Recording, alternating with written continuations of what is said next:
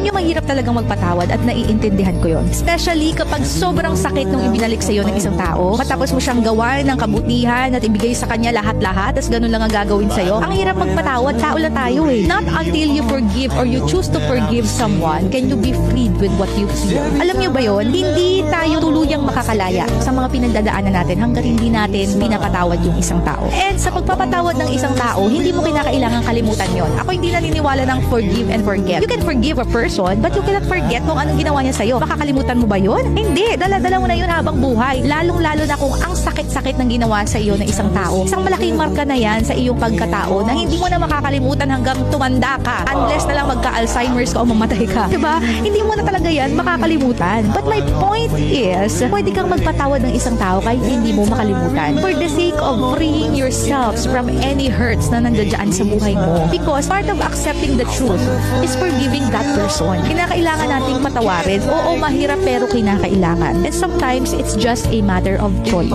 Kasi kung aantayin mong mawala yung sakit bago ka magpatawad, hindi ka makakapagpatawad.